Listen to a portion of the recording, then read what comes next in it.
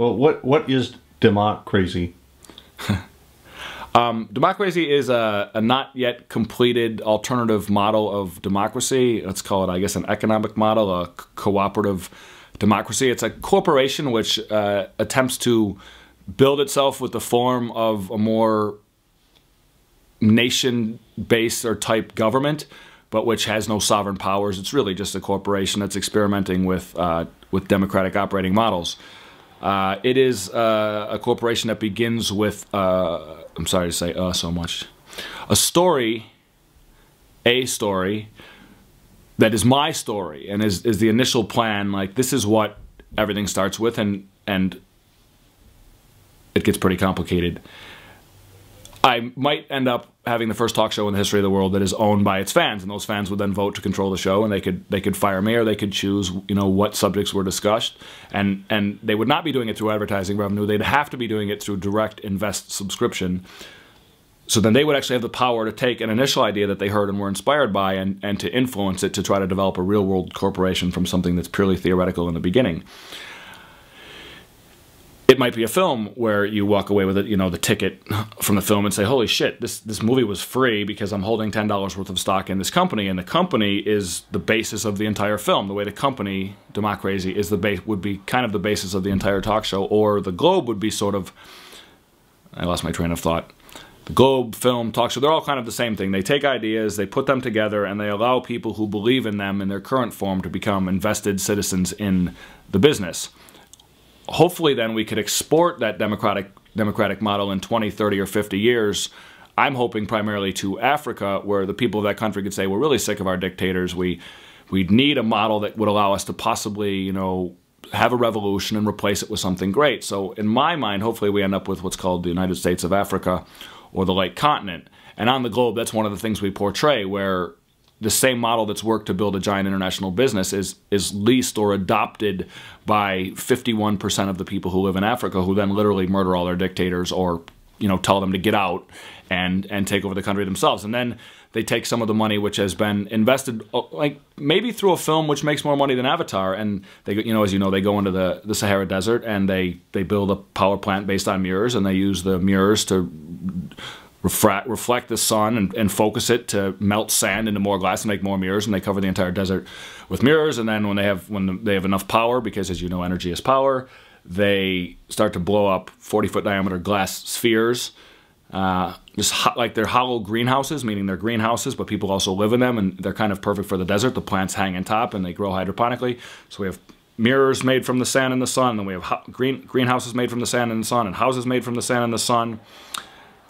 For years, we'll probably have to import water. This is called Las Vegas. This is what I actually hope Democracy will choose and build.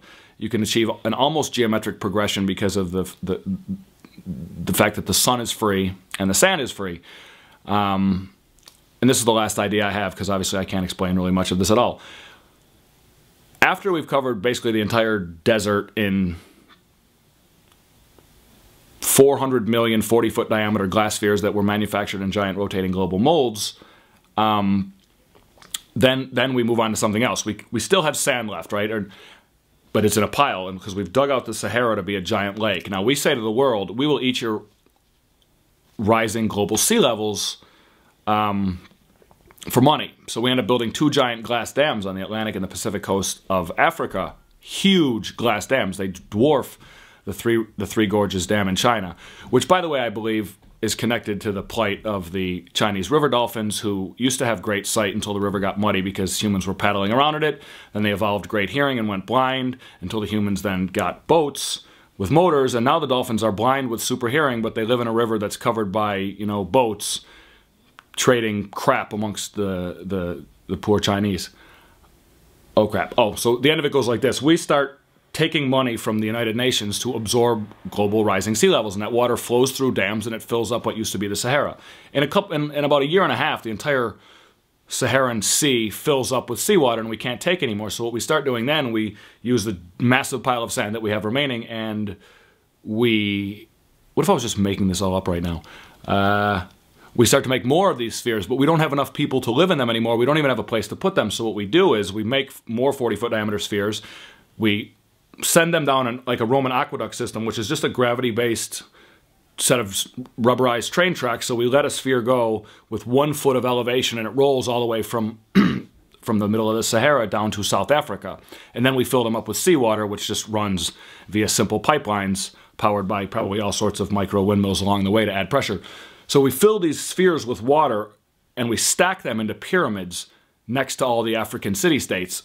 And the strength, the relative strength of a city-state is determined by how many Aquarius spheres it has stacked next to its city. The bigger the pyramid gets, the more water that you have available, the more security that you have moving forward into the future. And it's not totally fresh water. We can easily use our power later to clean the organisms out of the water. What it is it's a saltwater mix, a slightly briny mix in which algae grows by the billions of tons a year.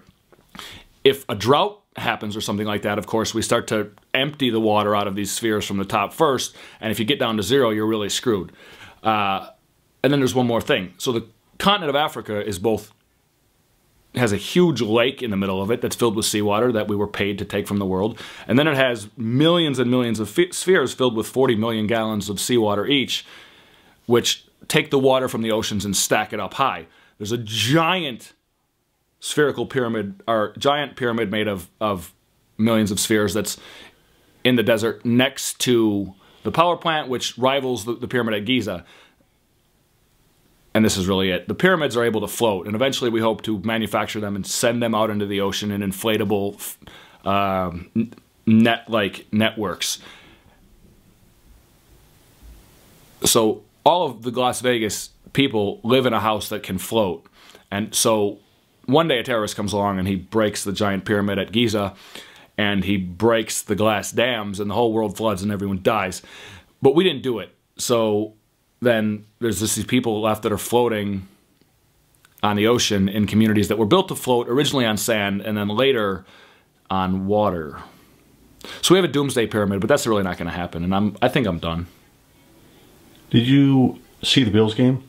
I saw a few minutes of it. It didn't look very exciting. I went over to Tia's house and talked with her, and she was doing stinky feet with Hannah, like, P.U. But her feet didn't smell, so I was like, maybe we shouldn't do that, you know? I think maybe we're teaching her something that isn't true, like, and there's no, her feet don't smell. Like, if she pulls your shirt up and like, maybe you would actually be cold, but her feet don't stink, so maybe we shouldn't pretend. And I got kind of screamed at because I'm not yet presently able to question Hannah's mother. Because I smoke cigarettes and I smoke weed and I'm a fucking black sheep bum. What was the question? Oh, who won the Bills game anyway? I think they lost. I don't really know. Yeah, it seemed like they lost. I was listening to the radio for a moment and they were talking about him, and it seemed like they were slightly disappointed. So I'm building this thing called the Life Star, and it's a model of the Earth. It has a core, it has a framework, it has a crust, it can play games, it can have different designs, and it holds inside of itself a Rolodex full of stock in my corporation, Democracy. You know, for kids. Did you see the Hudsucker Proxy? Good, good. I want to show it like like circles, like, you know, yeah. I think I might do that. For kids. Yeah, it's great. Great stuff. Okay. Tree Scump. Viva Las Vegas.